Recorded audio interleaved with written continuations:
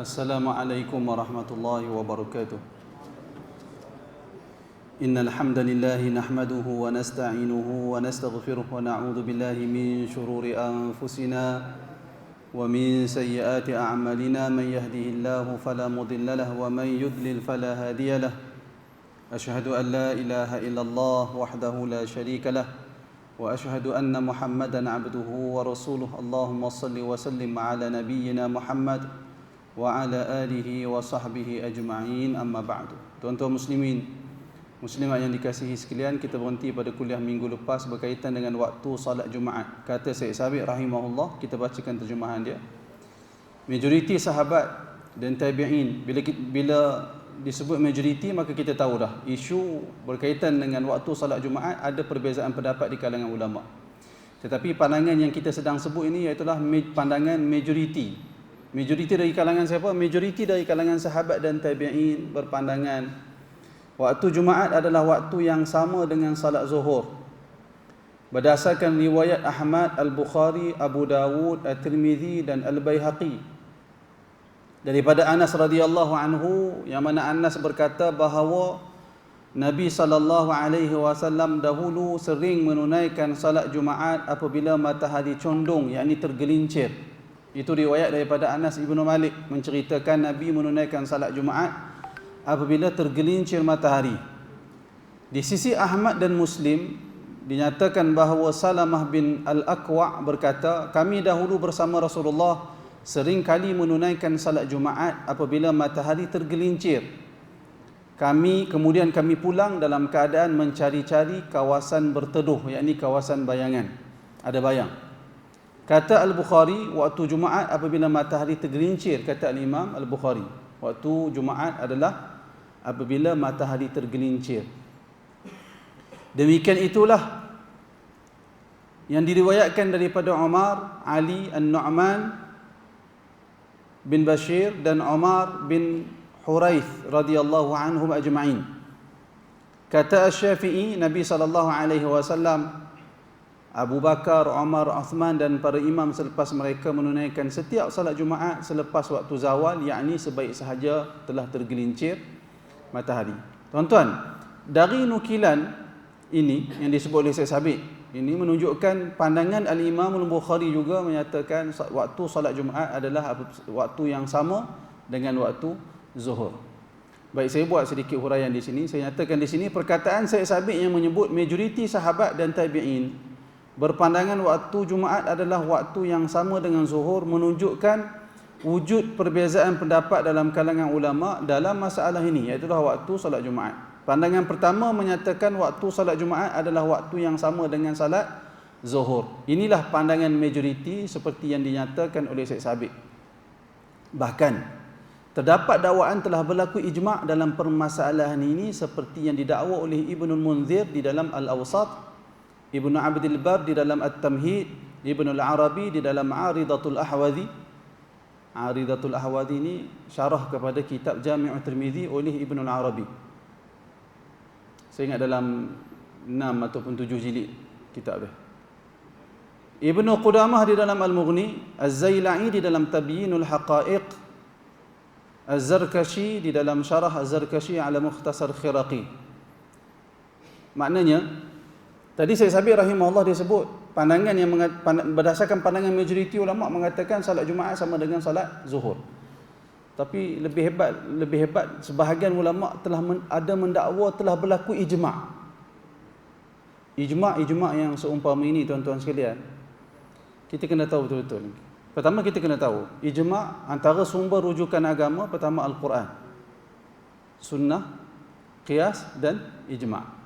Kita boleh kata majoriti berpandangan 4 sumber ini, Quran, Sunnah, Ijma' dan Qiyas, merupakan al-adillah al-muttafaqah, dalil-dalil yang telah disepakati oleh kesemua para ulama. Ia merupakan dalil untuk kita mengetahui, bukti untuk kita mengetahui ia datang dari Allah dan Rasul. Tapi dakwaan ijma' yang seumpama ini, dia bukan memaksudkan ijma' dalam erti kata sumber yang tidak boleh ditolak. Atau kita boleh kata juga ijma' tu kita boleh bahagikan sekurang-kurangnya kepada dua bahagian besar. Satu kita sebut sebagai ijma' qat'i, satu lagi kita sebut sebagai ijma' dhanni. Ijma' qat'i iaitulah perkara-perkara yang kesemua para ulama sepakat itu ajaran Islam dan tak ada yang berbeza. Sebagai contoh, kesemua para ulama sepakat salat 5 waktu adalah fardu. Salat fardu, subuh, zuhur, asar, maghrib, isyak, tak ada di kalangan ulama yang kata salat ni sunat, tak ada. Semua kata salat ni salat wajib. Itu ijma'. Contoh yang lain, ijma' kefarduan puasa Ramadan. Semua ulama sepakat. Tak ada seorang pun di kalangan ulama yang mengatakan puasa Ramadan itu sunat. Ijma' dalam menyatakan 5 rukun Islam itu sebagai 5 rukun Islam. Ijma' ulama yang mengatakan 6 rukun iman itu adalah rukun iman yang dikehendaki dan yang dimaksudkan oleh Allah dan Rasul sebagai rukun iman. 5 rukun Islam itu adalah 5 rukun yang dikehendaki dan yang dimaksudkan oleh Allah dan Rasul untuk menjadikan dia sebagai rukun Islam. Perkara-perkara yang seumpama ni ijma'. Tak ada siapa pun boleh menyalahi ijma' tersebut. Kerana ijma' tu kita masukkan dalam kategori ijma' qat'i. Keberadaan dia sebagai ijma' putus, tak ada pertikaian lagi dah. Kerana dia termasuk dalam perkara-perkara prinsip agama. Haji mesti buat kat Mekah. Tak boleh buat kat Yaman. Itu termasuk antara ijma' qat'i, putus, tidak ada perbezaan pendapat di kalangan ulama. Sesiapa yang cuba mengatakan haji sebenarnya ada tempat lain dan seumpamanya, itu dia telah menyalahi ijma'. Kalau dia dengan niat menyalahi ijma' itu, setelah dia tahu perkara itu berlaku ijma', dia kufur, dia murtad, keluar daripada Islam. Itu ijma' yang memiliki kedudukan yang cukup besar dalam Islam. Tetapi ada pula ijma' yang kategori lain, iaitulah dakwaan-dakwaan ijma' yang dilakukan oleh sebahagian para ulama dalam bab-bab furu' fiqh, bab-bab cabang fiqh. Antaranya benda ni. Biasanya ijma'-ijma' yang seumpama ni dikategorikan sebagai dalam kumpulan ijma' dhanni. Ijma' dhanni ni para ulama dia sebut ijma' dengan dia maksudkan tidak diketahui pada dia ada pandangan yang berbeza. Lalu disebut dalam kitab dia, ini ijma'. Ijma' dalam arti kata la yu'raf fihi mukhalif. Tidak diketahui dalam permasalahan ini ada yang berbeza pandangan. Siapa yang tak tahu? Ulama' itulah. Kalau macam ni, antara yang membuat dakwaan ijma' ni iaitulah Ibnul Munzir. Dia kata ijma' waktu solat Jumaat adalah sama dengan waktu Zuhur. Ijma' apa dia? Ijma' di sisi dia tak dapat maklumat ada mana-mana ulama' yang berbeza dengan pandangan ni. Lalu dia sebut ijma'. Ibn Abdul Bar, Ibn al-Arabi dia buat dakwaan ijma'. Samalah juga dengan Al-Imam An-Nawawi rahimahullah yang dikatakan oleh sebahagian ulama' dia agak tasahul dalam membuat dakwaan ijma'. Sebenarnya bukan begitu. Wallahu ta'ala alam, dasarkan semakan saya, Al-Imam An-Nawawi bukan bermudah-mudah membuat dakwaan ijma'. Sebaliknya Al-Imam An-Nawawi memaksudkan ijma' yang dia maksudkan itu adalah ijma' yang dia secara peribadi tidak mengetahui ada mana-mana pandangan yang berbeza. Lalu dia kata ijma'. Jadi ijma' yang dimaksudkan di sini adalah ijma' yang tidak diketahui oleh seseorang ulama ada pandangan yang berbeza dari apa yang dia tahu.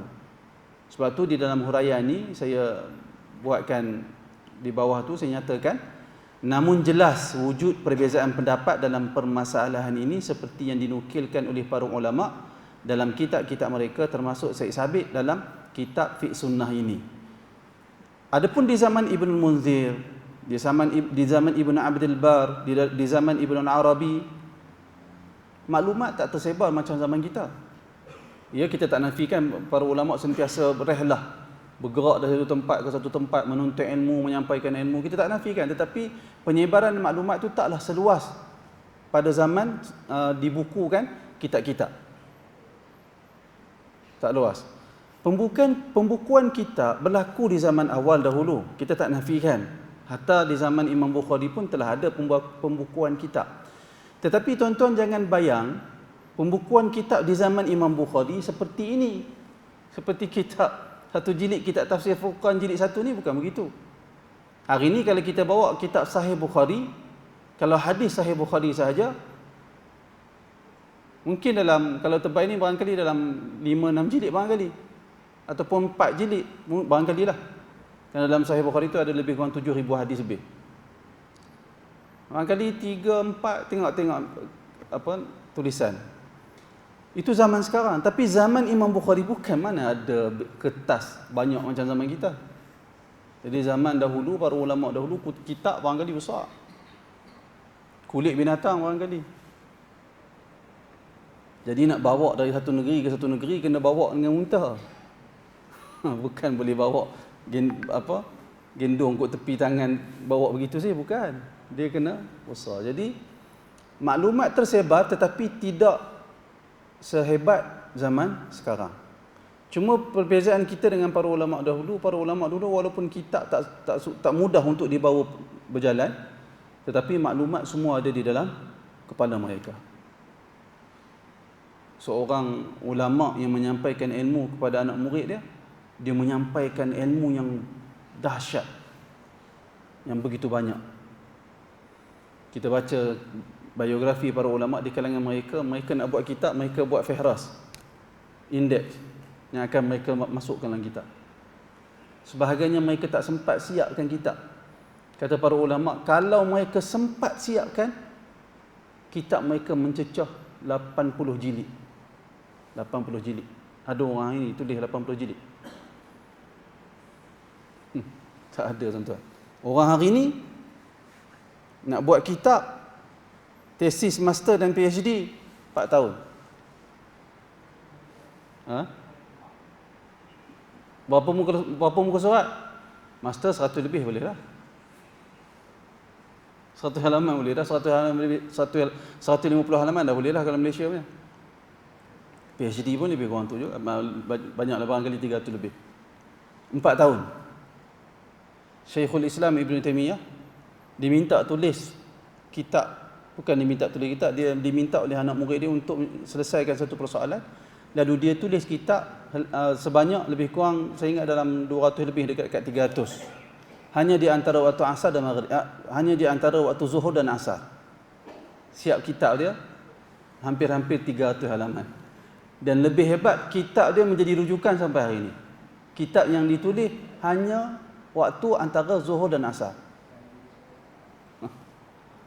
Al-Imam Syafi'i rahimahullah menukar pandangan-pandangan dia yang lama kepada pandangan yang baru, mazhab yang jadid, ketika dia berada di Mesir. Menukar semua pandangan. Maknanya persoalan fiqh tu komplit. Imam Syafi'i tukar balik pandangan dia hanya dalam masa tak sampai 4 tahun. Kerana Imam Syafi'i pergi ke Mesir 4 tahun. Imam Syafi'i duduk di Mesir. Kemudian dia wafat di situ.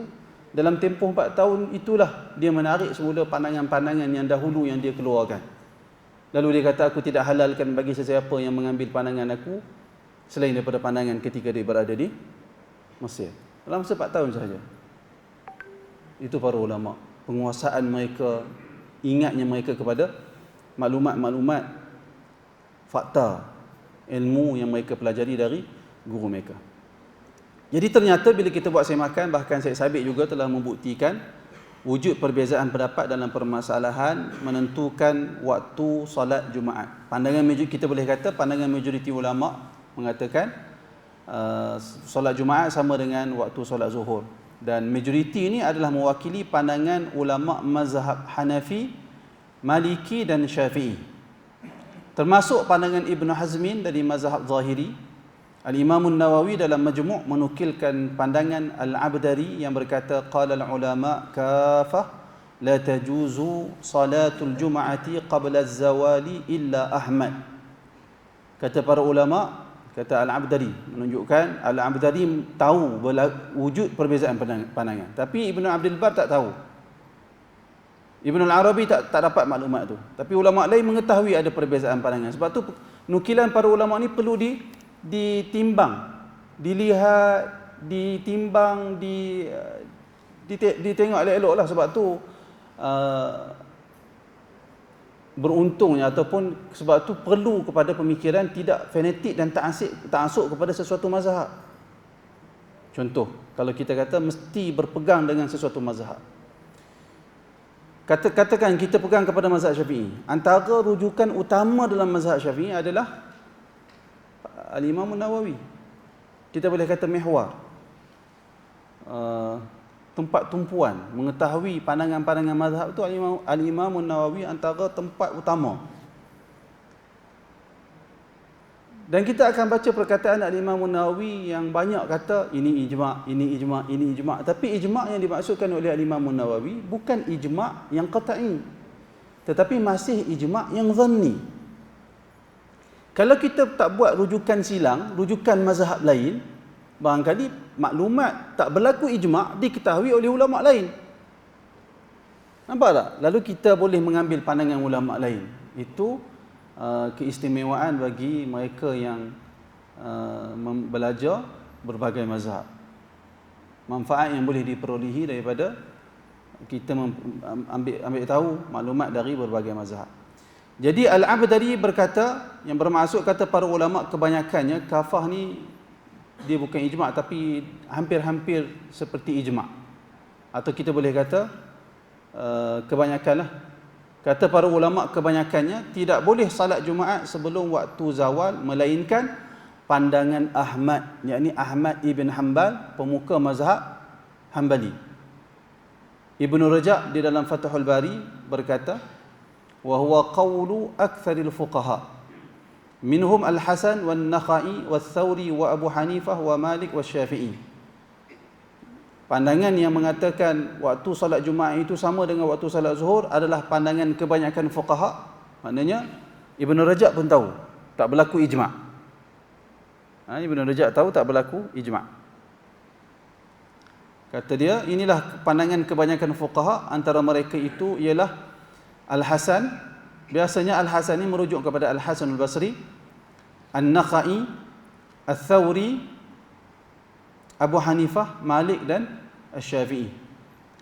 Hadis Anas bin Malik yang terdapat ungkapan idza malat asy-syamsu, yang diterjemahkan, yang saya terjemahkan sebagai apabila matahari condong atau tergelincir, seperti yang dijelaskan oleh Al-Azim Abadi dalam Aunul Ma'bud, dan beliau menukilkan juga perkataan At-Tibi yang berkata ay yazidu ala zawal mazidan yuhissu mayalaniha, ataupun yuhissu mayalanaha, yang bermaksud iaitulah bertambah tergelincir matahari bila dia duduk di tengah-tengah langit.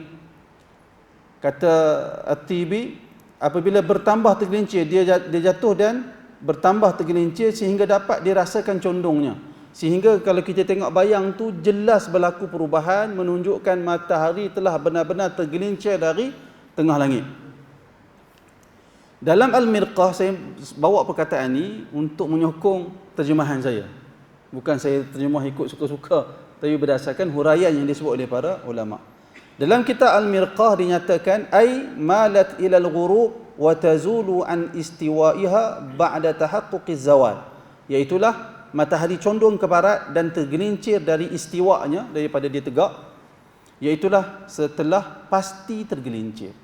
Kita nak kata matahari tergelincir, dia tak boleh agakkan, tetapi dia mesti tahaqququz zawal, pasti zawal telah berlaku dengan melihat perubahan yang berlaku pada matahari. Dan untuk mengetahui perubahan yang berlaku pada bayang-bayang matahari, untuk kita tahu matahari itu tergelincir ataupun tidak, dia tak boleh dengan sekali tengok, tak boleh. Tak boleh dengan sekali, dua kali, tak boleh. Dia mesti kita tatabu', kita ikuti, kita tengok sentiasa, sehingga kita dapat tahu keadaan matahari itu. Matahari dia tak sama, tuan-tuan. Matahari ni dari Januari sampai Disember, dia tak sama. Kita tak ada data yang cukup, wallahu alam, setakat yang saya tahu. Sumber-sumber fiqh, kitab-kitab fiqh, setakat yang saya tahu, data tentang gerakan kedudukan bayang matahari di tempat kita ni saya tak pernah jumpa lah. Kalau ada pun saya tak tahu, kalau ada pun. Tapi kalau dalam kitab-kitab lama, contoh ulama-ulama Yaman, mereka buat, sehingga mereka buat syair nak bagi tahu bagaimana kedudukan perubahan matahari dari Januari sampai Disember. Sehingga mereka mengatakan bermula Januari itu bayang akan lebih pada waktu zawal, bayang takkan hilang langsung. Dia ada juga bayang-bayang tu. Tapi semakin pergi Januari, Februari, Mac, April, Mei, bayang matahari ketika zawal tu semakin lama semakin memendek, sehinggalah bulan Jun, bayang matahari ketika zawal tak ada langsung. Ini untuk keadaan di Mekah.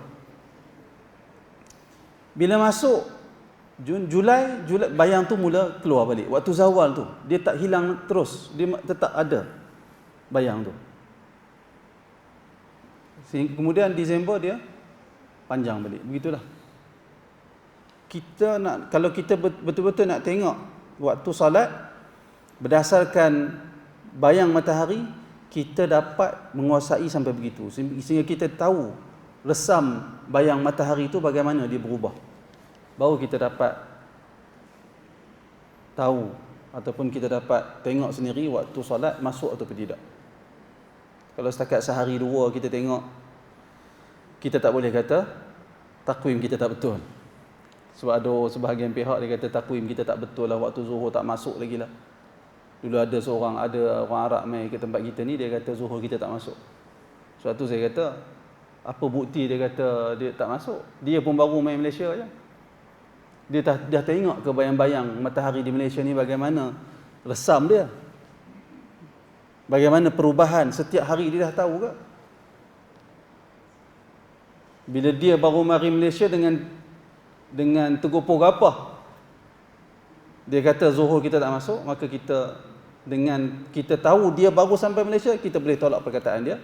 Kerana ternyata orang-orang seperti itu sama ada dia nak orang kenal dia atau seumpamanya lah. Tapi tak betul cara dia membuat dakwaan seperti itu. Yang pentingnya, pandangan majoriti ulama mengatakan waktu Jumaat sama dengan waktu Zuhur, setelah kita pasti berlaku tergelincir matahari. Kata Al-Syeikh Al-Arif Abdul Qadir Al-Jilani di dalam Ghunyatut Talibin, ini Abdul Qadir Jilani yang diceritakan tentang wali tu. Abdul Qadir Al-Jilani ini salah seorang tokoh ulama mazhab Hambali.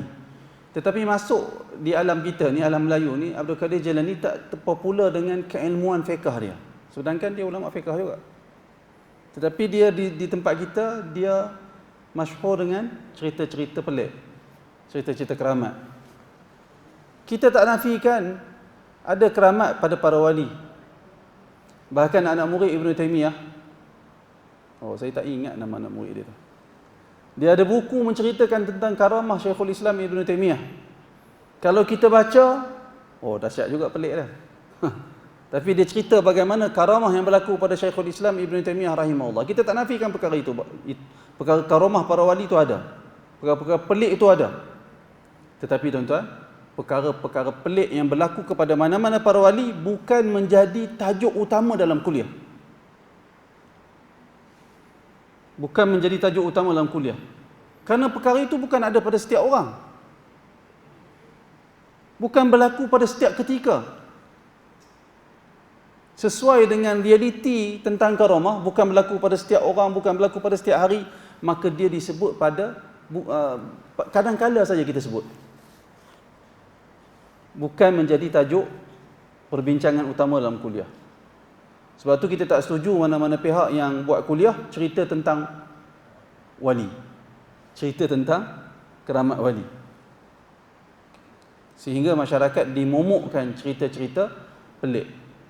Akhirnya wujudlah masyarakat yang dia melakukan amalan saleh kerana berharapan mendapat karamah. Dia rajin solat kerana apa? Kerana dia nak dapat keistimewaan, dapat jalan atas hayat, dapat tahu hati orang, dapat tahu perkara-perkara yang akan berlaku, dapat membaca apa-apa peristiwa yang akan berlaku. Sebab apa? Kenapa boleh wujud penuntut ilmu yang kecenderungan dia nak tahu, nak dapat perkara-perkara luar biasa? Kerana apabila sebahagian pengajian hanya memberi tumpuan kepada menceritakan karamah para wali. Setiap perkara bila didedahkan kepada orang ramai dalam bentuk berlebihan, sudah tentu dia akan memberi kesan yang negatif kepada para pendengar. Kerana itu cerita para wali hanya disampaikan ketika ada keperluan sahaja. Baik. Jadi kata Syekh Abdul Qadir Al-Jilani, kata dia, jika kamu mahu mengetahui waktunya, yakni waktu tergelincir atau waktu zawal matahari, maka ukurlah. Ni Syekh Abdul Qadir Jilani dia sebut bagaimana cara nak tahu matahari itu telah tergelincir. Kita tak boleh tengok matahari, tapi matahari tergelincir kita dapat tahu dengan cara melihat bayang. Kata dia, tengok panduan yang dia beri. Jika kamu mahu mengetahui waktunya, yakni waktu tergelincir ataupun waktu zawal, maka ukurlah bayangan dengan cara kamu tegakkan suatu tiang atau kamu berdiri tegak di tempat yang lapang dan rata. Nak tahu, kita kena tegakkan tiang atau kita berdiri tegak di tempat yang lapang dan rata. Kemudian tandakan pada hujung bayang yang ada dengan kamu, kemudian tandakan pada hujung bayang yang ada dengan kamu gariskan satu garisan. Ini jelaslah. Kemudian perhatikan, apakah bayang itu berkurangan atau bertambah? Pacak tiang ataupun kita berdiri. Kemudian kita tengok, disebut, kita tengok, kita tanda bayang yang kita, bayang kita tu. Kat mana batas dia kita tanda. Kemudian kita tengok apakah bayang itu berkurang atau bertambah. Bila dia baru naik, maka sudah tentu matahari itu naik dari timur akan tenggelam barat, maka sudah tentulah bila dia naik dari timur, kita berdiri, bayang tu dia lama-lama akan, daripada panjang dia akan memendek. Dari panjang dia akan memendek ke arah timur. Betul? Betul lah. Bila matahari naik sebelah timur, menyebabkan bayang-bayang ada sebelah barat, betul kan? Jadi dia semakin naik, bayang-bayang yang ada ke arah barat itu semakin memendek. Dia begitulah. Jika kamu lihat bayang itu berkurang, tahulah kamu bahawa matahari masih belum tergelincir. Kalau bayang tu masih berkurang, maka kita tahu matahari itu masih berada di sebelah timur langit. Jika kamu lihat bayang itu tetap tidak bertambah, tidak juga berkurang, maka demikian itu berdiamnya matahari, menandakan pertengahan siang hari, yakni waktu rembang. Matahari semakin naik, bayang-bayang semakin berkurangan. Katalah ni tiang yang kita pacak kan. Matahari naik, bayang-bayang semakin berkurangan. Bila matahari berada di atas, bayang-bayang tu dia akan berhenti, tidak bertambah, tidak berkurang. Sebab tu saya kata sehari dua kita takkan tahu. Bayang tu akan berhenti. Bila berhenti, kita tahu dia sekarang berada, matahari sekarang berada di tengah-tengah langit. Kata Syekh Abdul Qadir Al-Jilani, tidak boleh salat ketika itu. Kerana antara waktu tegahan salat adalah waktu istiwa, waktu matahari istiwa. Apa dia waktu tegahan salat? 3 waktu atau 5. Kalau kita kira secara umum 3. Kalau kita detailkan jadi 5. Siapa ingat waktu ditegah menunaikan salat? Lepas subuh. Lagi lepas subuh sehingga matahari meninggi kadar segala. Itu kita kira 1. Padahal ada 2 tu. Kalau kita kira detail dia ada 2. Kalau kita kira secara umum, dia kira 1. Jadi kita akan ada 3 waktu sajalah. Waktu selepas subuh sehingga matahari meninggi segala. Waktu yang kedua, waktu rembang. Waktu yang ketiga, selepas asar sehingga matahari tenggelam. Ada 2 tu. Selepas asar dan ketika matahari tenggelam. Kalau kita nak kira 5. Kalau kita kira 3, kita kata selepas asar sehingga matahari tenggelam. 3 waktu tu. Para ulama berbeza pandangan maksud tegahan. Sebahagian kata tegahan haram, sebahagian kata tegahan makruh. Sebahagian kata tak boleh menunaikan salat, semua salat tak boleh tunaikan pada waktu 3 waktu tu. Sebahagian ulama kata ada sebahagian salat boleh ditunaikan, ada sebahagian salat tak boleh ditunaikan. Ulama mazhab Syafi'i berpandangan salat yang boleh ditunaikan, salat ketika waktu dilarang salat dalam erti kata ditegah menunaikan salat yang tidak bersebab, atau salat yang memiliki sebab yang kemudian, bukan sebab yang dahulu. Macam mana tu? Macam mana nak terang tu? Solat sunat ni, ada solat sunat dia memiliki sebab yang awal. Solat tu mari kemudian. Contoh, seseorang masuk masjid. Apa solat yang ada pada dia? Salat tahiyatul masjid. Sebab apa dia solat tahiyatul masjid? Kerana masuk ke dalam masjid. Jadi salat itu disyariatkan setelah ada sebab terlebih dahulu, iaitulah masuk ke dalam masjid. Salat yang sebab terlebih dahulu baru ada salat, boleh salat ketika waktu tegahan. Boleh faham? Jadi kalau katalah waktu rembang tu pukul 12 sampai pukul 12 suku, rembang ni tak lama, lebih kurang 10 minit ataupun kurang dari itu. Waktu rembang ni tak lama. Katalah dia masuk pukul 12, waktu rembang. Zuhur sekarang 1.23. Barangkali waktu rembang tu 1.17 lebih kurang. Katalah kita masuk 1.17. Waktu rembang, waktu ditegah salat. Boleh tak kita masuk masjid, kita salat tahiyatul masjid? Boleh atau tidak? Di sisi ulama mazhab Syafi'i, boleh, kerana salat tahiyatul masjid salat yang bersebab, sebab itu awal dari salat. Boleh. Ada pula salat yang sebab dia kemudian. Itu tak boleh. Contoh dia apa? Yang terlintas pada saya, mudah-mudahan ingat contoh ni. Yang terlintas iaitulah salat istikharah. Kenapa salat istikharah? Nak minta pilihan terbaik dari Allah. Permintaan, nak buat permintaan terbaik itu bila? Sebelum solat ke selepas solat? Selepas. Dalam hadis Nabi kita, idza hamma ahadukum, jika seorang kamu hendak melakukan sesuatu perkara, hendaklah dia menunaikan, dia berwuduk, kemudian dia menunaikan salat 2 rakaat, kemudian dia berdoa dengan doa istikharah, Allahumma inni astakhiruka bi'ilmika wa astaqdiruka biqudratika wa as'aluka min fadlikal azim, doa yang seterusnya.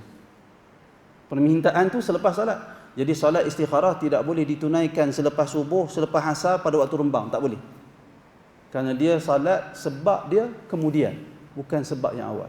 Dia ada satu lagi salat yang sebab dia berturutan dengan perbuatan. Saya ingat, alhamdulillah ingat, antara contoh solat dia yang terlintas pada saya iaitulah solat gerhana. Solat gerhana. Kenapa kita solat? Kerana berlaku gerhana. Dan kita solat itu ketika gerhana tu berlaku. Seingat saya, solat yang macam ni boleh pada waktu tegahan. Jadi itu waktu hukum hakam yang berkaitan dengan waktu tegahan salat. Ya, apa dia? Sunat wuduk boleh tak? Boleh. Kerana salat itu selepas berwuduk. Boleh. Bagi orang yang kata ada salat sunat wuduk. Boleh nak? Tuan-tuan, dia fiqh, mengaji fiqh ni dia kena begitu maklumat dia. Bila kita baca satu perkataan para ulama, kita kena ada maklumat tu, kena ada, tak boleh sempurna kerana tak ada manusia yang boleh ada maklumat yang sempurna, tak ada lah. Kita sekurang-kurangnya kita tidak kosong.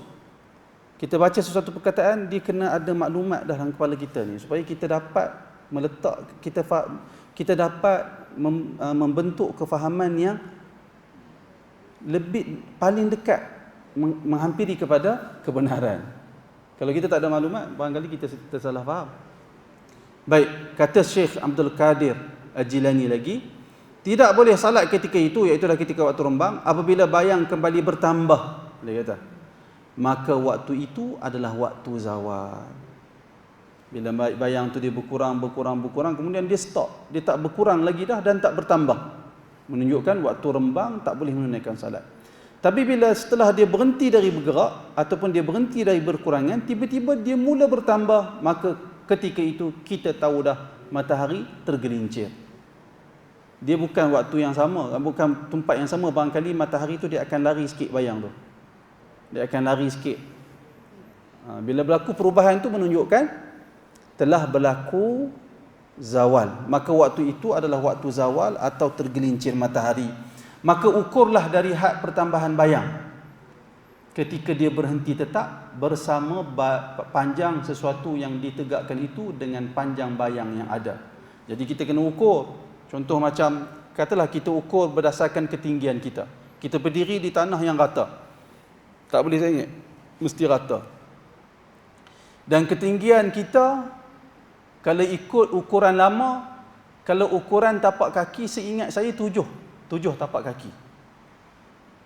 7 tapak kaki seseorang akan sama dengan ketinggian dia. Kau tak silap saya lah, 7. Ataupun 12, tak ingat lah. Tapi yang saya ingat, ada cara ukuran lama yang lain, iaitulah dengan cara ukur hasta. Bersama dengan ibu jari. Berapa hasta? Pernah ukur? Tak pernah kan?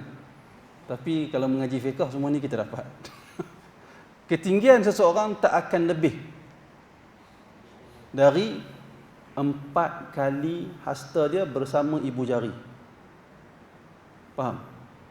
4 kali hasta bersama dengan ibu jari. Cuba try lah. 4 kali hasta bersama dengan ibu jari. Macam ni lah. Sama juga lebar seseorang. Maksud saya kita ni, kita depa tangan ni, itulah ketinggian seseorang. Itu kata para fuqaha lah. Cubalah tengok. Saya pun tak cuba lagi, tapi tapak kaki tu saya cuba, tak ingat 7 atau 12, rasanya 7 tapak kaki kita tu, itulah ketinggian kita. Kalau ukuran lama, ukuran yang lain, hasta bersama dengan ibu jari 4 kali, dan ketinggian yang samalah lebar depan kita, 12 tangan ni. Boleh try lah kalau tuan-tuan nak try. Jadi kalau kita tengok, disebut apa tadi? Maka waktu zawal, maka ukurlah dari had pertambahan bayang ketika dia berhenti tetap bersama panjang sesuatu yang, katalah kita panjang kita adalah, macam mana disebut tu? Maka ukurlah dari had pertambahan bayang ketika dia berhenti tetap bersama panjang sesuatu yang ditegakkan itu dengan panjang bayang yang ada. Jika ia mencah sama, maka disitulah akhirnya waktu zuhur. Jadi bila dia berhenti tu, waktu kita berhenti tu, kalau dia bertambah sehingga waktu dia berhenti tu adalah waktu yang mesti sama dengan ukuran ketinggian kita. Kalau berlaku pertambahan, maka pada pertambahan itu menunjukkan, bila berlaku pertambahan, menunjukkan ketika itulah berlakunya zawal. Ada orang rasa macam benda ni tak penting. Penting tuan-tuan perkara ni. Kerana kita tak tahu, barangkali perkara ni penting. Perkara ni termasuk dia dalam hukum hakam syarak. Kalau kita tahu perkara ni tak rugi. Kerana kita mengetahui, ambil tahu tentang perintah Allah Subhanahu Wa Taala. Hadis ini menunjukkan Nabi SAW melazimi menunaikan Jumaat apabila matahari tergelincir pada waktu zawal. Kata Al-Munziri, ia diriwayatkan oleh Al-Bukhari, hadis yang kita baca sebentar tadi, dan At-Tirmidzi, dan kata beliau, kata At-Tirmidzi, hadis hasan sahih. Hadis Salamah bin Al-Aqwa radhiyallahu anhu, terdapat di dalamnya kenyataan para sahabat menunaikan salat Jumaat bersama Rasulullah ketika idza zalati syamsu thumma narji'u natatabba'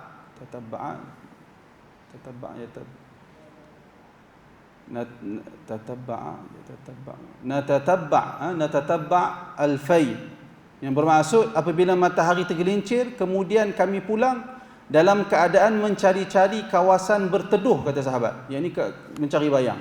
Ungkapan al-fay yang saya terjemahkan sebagai bayang merujuk kepada bayang dinding-dinding di Madinah.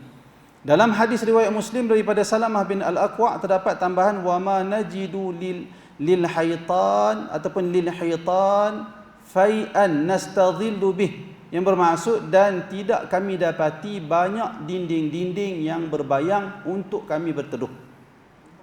Apa penting riwayat ni? Tengok saya sebut. Riwayat-riwayat ini menunjukkan para sahabat dahulu di zaman Nabi ketika pulang dari menunaikan salat Jumaat, dinding-dinding rumah atau seumpamanya di Madinah kebanyakannya masih belum memiliki bayang yang banyak atau panjang untuk dapat berteduh. Sedangkan ketika itu cuaca panas terik. Kerana itu disebut dalam hadis natatabba'u al-fai'a, yang bermaksud kami mencari-cari tempat yang terdapat bayang ketika pulang dari Jumaat agar kami dapat berteduh dan berehat.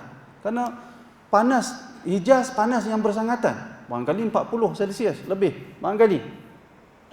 Jadi bila panas begitu, sahabat akan cari bayang.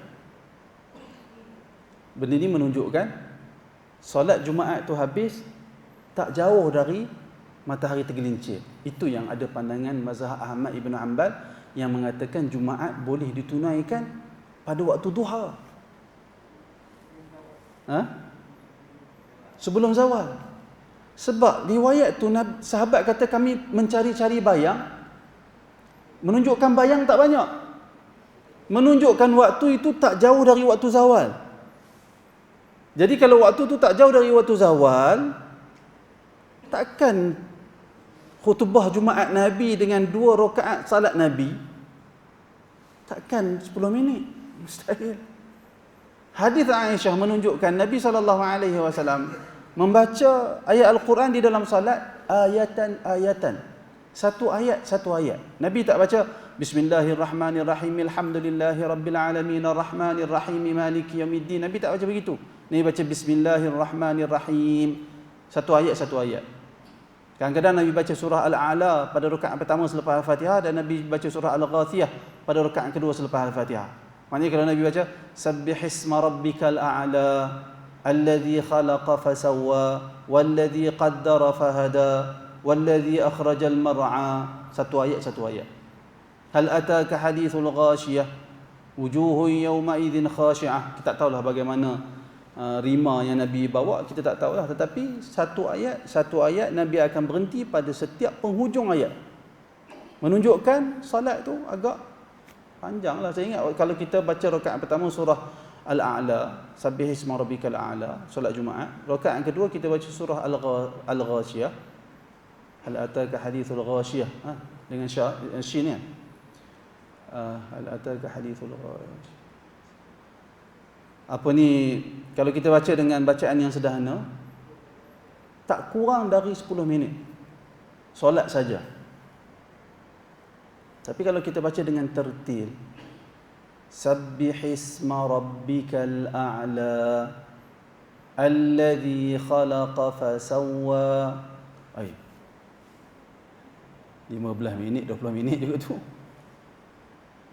Kalau kita baca tertil, kalau kita kata Nabi baca tertil, satu-satu perkataan, itu solat. Bagaimana dengan khutbah? Zahir hadis menunjukkan khutbah Nabi lebih pendek dari salat. Khutbah Jumaat lebih pendek dari salat. Lebih pendek dari salat, katalah salat 20 minit. Kalau kita buat andaian khutbah 10 minit, dah setengah jam. Ketika habis salat Jumaat, bayang masih tak banyak. Itu masalah dia. Itu yang ada pandangan Imam Ahmad yang mengatakan salat Jumaat boleh ditunaikan pada waktu duha. Nanti kita akan baca, tak habis lagi perbincangan kita, hanya sekadar pendedahan dari saya. Kemudian perkataan Syekh Sabir rahimahullah, wa qala al-Bukhari waqtul jum'ati idza zalati syamsu, maksudnya kata Al-Bukhari waktu Jumaat apabila matahari tergelincir, merujuk kepada salah satu bab yang disebut oleh Al-Imam Al-Bukhari dalam kitab sahih dia dengan kata Al-Imam Al-Bukhari babu waqtil jum'ati idza zalati syamsu, yakni bab berkaitan waktu Jumaat apabila telah tergelincir matahari. Badruddin Al-Aini dalam Umdatul Qari, ni kitab syarah kepada Sahih Al-Bukhari. Ini antara kitab syarah Bukhari yang masyhur oleh Al-Aini dengan tajuk Umdatul Qari. Tadi ada Ibn Rajab. Ibn Rajab juga ada syarah Sahih Bukhari dengan tajuk yang sama dengan Ibn Hajar, iaitu Fathul Bari. Kata Al-Aini di dalam Umdatul Qari ketika menghuraikan perletakan bab ini oleh Bukhari, menyatakan bab ini menerangkan tentang waktu salat Jumaat adalah apabila tergelincir matahari dari tengah langit. Sebahagian ulama menyatakan sebab Al-Bukhari menyebut bab ini dalam bentuk jazam. Seperti Imam Bukhari dah letak hukum dah. Babu waqtis salati, babu waqtil jum'ati idza zalati syams. Cara bahasa Bukhari itu seperti dia confirm waktu Jumaat tenggelam matahari. Kerana Al-Imam Al-Bukhari kadang-kadang dia letak bab tu, dia tak letakkan sebentuk pasti.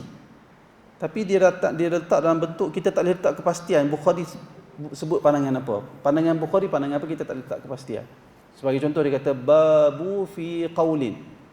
Ba pada pandangan yang mengatakan sekian-sekian. Dia kata ba pada pandangan. Ba berkaitan pandangan sekian-sekian-sekian. Bukhari pegang pandangan apa? Kita tak tahu. Sebab dia tak letak secara jazam. Ataupun dia kata babu qil, dikatakan. Perkara-perkara macam tu kita tak boleh letak kepastian pandangan fiqh Al-Imam Al-Bukhari. Tapi kalau bab macam berkaitan dengan salat Jumaat, waktu salat Jumaat dalam Sahih Bukhari, kita boleh pastikan Imam Bukhari letak secara jazam. Beliau berpandangan waktu salat Jumaat adalah sama dengan waktu zuhur. Sedangkan wujud perbezaan pendapat dalam perkara ini adalah kerana dalil bagi pandangan yang berbeza adalah lemah. Kita berhenti seketika untuk azan. Baik. Setelah kita mengetahui pandangan majoriti ulama mengatakan waktu solat Jumaat sama dengan waktu zuhur, kita juga dapat tahu bahawasanya selain daripada majoriti ulama, termasuk dalam kumpulan majoriti ulama itu di kalangan ulama hadis ialah Al-Imam Al-Bukhari. Dari mana kita tahu? Dari peletakan bab di dalam Sahih Bukhari. Kerana Al-Imam Al-Bukhari sebut secara jazam, secara pasti waktu solat Jumaat apabila tergelincir matahari.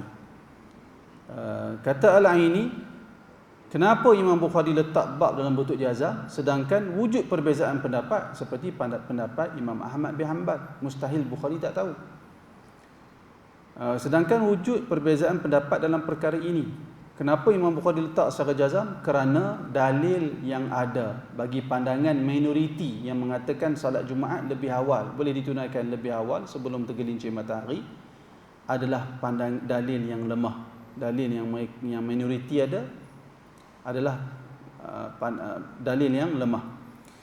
Menurut kenyataan Badruddin Al-Aini, pandangan berbeza yang mengatakan waktu Jumaat bermula sebelum waktu zawal, yakni sebelum waktu zuhur, bukan sahaja lemah di sisi Al-Bukhari, bahkan lemah juga di sisi ulama lain yang lebih ramai. Kerana pandangan itu menyalahi pandangan majoriti. Dan satu perkara yang kita kena tahu, bila biasanya pandangan majoriti itu lebih kuat, bukan semestinya kuat, tapi pada kebiasaannya, pada ghalibnya, pandangan majoriti itulah yang lebih kuat. Kerana itu kalau kita nak ambil pandangan minoriti, kita kena buat kerja lebih sikit, kena buat semakan lebih banyak untuk dapatkan bukti-bukti yang kukuh terlebih dahulu. Kerana pada kebiasaannya pandangan majoriti itu lebih kuat berbanding minoriti. Selepas menyebut bab di atas, Al-Imam Al-Bukhari menyatakan demikian itulah yang diriwayatkan daripada Umar, yakni waktu solat Jumaat itu sama dengan waktu solat Zuhur. Kata Imam Bukhari, itulah yang diriwayatkan daripada Umar, iaitu Umar ibn Al-Khattab radhiyallahu anhu. Tsanil khulafa yang kedua selepas Rasulullah sallallahu alaihi wasallam. Itulah juga yang diriwayatkan daripada Ali, iaitu Ali bin Abi Talib. Itulah juga yang diriwayatkan daripada Nu'man bin Bashir, sahabat Rasulullah. Dan itulah juga yang diriwayatkan daripada Umar bin Huraith radhiyallahu anhu. Riwayat-riwayat daripada Umar, daripada Ali, daripada Nu'man bin Bashir, daripada Umar bin Huraith yang melakukan Jumaat setelah tergelincir matahari, boleh dirujuk kepada kitab-kitab syarah. Saya sebut dalam huraian saya lah, termasuk oleh Al-Aini dalam Umdatul Qari. Siapa nak tahu hadis tu, ada dalam kitab tu lah. Cuma saya sertakan di sini beberapa riwayat. Riwayat tentang Nu'man bin Bashir diriwayatkan oleh Ibnu Abi Shaybah juga dalam musannafnya dengan sanad sahih. Dia kata an Ubaidillah bin Musa an Sammak qala kana Nu'man yusalli bina al-jum'ati yusalli binal jum'ata ba'da ma tazulu syamsu. Yang bermaksud daripada Ubaidillah bin Musa daripada Sammak yang berkata, dahulunya An-Nu'man seringkali menunaikan salat Jumaat bersama kami setelah matahari tergelincir. Menunjukkan An-Nu'man bin Bashir menunaikan salat Jumaat setelah matahari tergelincir. Kata Al-Aini, ketika itu An-Nu'man adalah pemimpin di Kufah ketika awal zaman pemerintahan Yazid bin Muawiyah. Riwayat tentang Amr, bukan Umar, riwayat tentang Amr bin Hurais radhiyallahu anhu juga diriwayatkan oleh Ibnu Abi Syaibah di dalam musannafnya daripada Al-Walid bin Al-Azhar. Wallahu taala alam. Kita tangguh kuliah minggu hadapan insya-Allah. Ingatkan saya, kita berhenti pada hadis sokongan lain yang menunjukkan beberapa sahabat menunaikan salat Jumaat setelah matahari tergelincir. Wallahu alam. Kita buka pada soalan kalau ada kemuskilan. Ada soalan? Ya. Kalau kita apa? Kalau kita okey. Macam mana kita suka sini? Okey. Aha. Aha. Azan tak azan lagi? Maknanya Zuhur dah masuk. Okey. Okey, soalannya kita boleh solat ke tak? Boleh. Tapi kena pasti betul-betul. Kita kena mahir betul-betul dah tengok matahari tu. Kita kena mahir betul-betul tengok matahari. Bukan banyak kali. Maksudnya kita betul-betul mahir. Kita tahu kedudukan matahari tu macam mana bergerak. Macam saya sebut tadi, para ulama yang bergantung pada perubahan bayang, melihat bayang, tanda melalui bayang, mereka tahu setiap macam mana kedudukan bayang tu, mereka sehingga mereka boleh buat syair, panduan orang lain, bagaimana perubahan-perubahan bayang dari Januari sehingga Disember. Kalau kita memang mahir begitu, okey, boleh. Maknanya kita yakin telah masuk waktu, boleh, tak ada masalah. Itulah. Itu kena fikir juga tu. Tara duk tengok matahari, baru tengok matahari seminggu, esok dah hujan. Esok dah gelap, dah tak nampak matahari lah. Gelap pula 3-4 hari. Lepas tu cerah balik. Itu masalah juga yang perlu sebab tu saya kata tak cukup dengan kita tengok sebulan dua. Mesti kena tengok dalam tempoh yang lama sehingga kita tahu keadaan. Kita boleh cerita matahari tu dia senyap tu, dia senyap tu. Dia dah sebenarnya matahari walaupun bayang telah ada, dia telah berhenti ketika tu. Tu kira kemah. Cekap dah tu. Tapi tak mustahil akan berbeza sikit dengan takwim. Sebab apa? Takwim ni dia mesti letak poin mana yang menjadi ukuran. Setiap kita mesti tak sama. Perleh pada kedudukan mana yang kita nak jadi ukuran untuk mewakili semua kawasan Perlis. Kalau negeri lain yang lebih besar ada perbezaan waktu kan. Tengoklah mungkin ada perubahan. Tetapi kita sekarang ni kita bertaklid kepada ahli falak tu telah memadai. Kerana Al-Quran sebut fasalu ahla dzikr in kuntum la ta'lamun, tanya kepada orang mengetahui. Jika kamu tidak mengetahui, maka kita tak ada kemahiran untuk tengok matahari dan seumpamanya. Maka kita bertaklid kepada ahli falak dalam menentukan waktu solat kita. Kerana pada kita sekurang-kurangnya pada ghalabatul dhann, perkiraan ahli falak itu hampir kepada tepat. Wallahu a'lam. Ada soalan lain?